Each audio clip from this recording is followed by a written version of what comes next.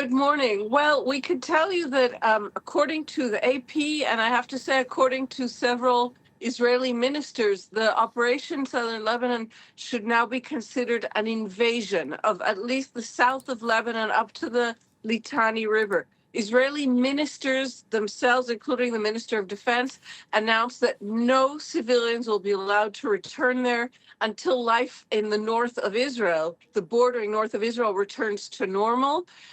And that is simply not happening. Hezbollah, an Iranian-backed militia in southern Lebanon, has been able to retain a very significant ability to hit northern Israel. And it's been a constant rain shower of rockets from Hezbollah and missiles, and sometimes in coordination with missiles launched from Iran.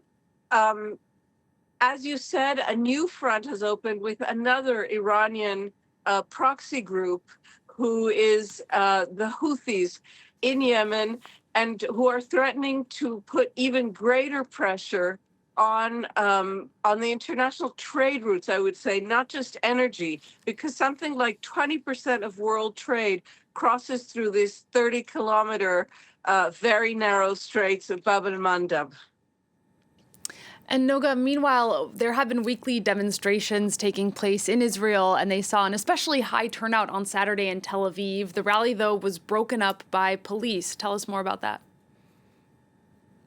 Yes, I want to just add the deaths of the journalists in Lebanon are considered by the Israeli army, as they said in their announcement, the killing of terrorists because they worked for a Hezbollah television network. We haven't heard anything yet from the Israeli army about the paramedics.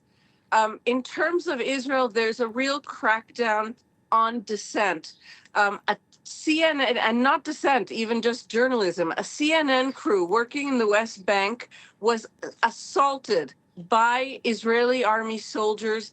One of the journalists was held in a chokehold. All of this was filmed by the crew who were working on a story about growing violence in the West Bank.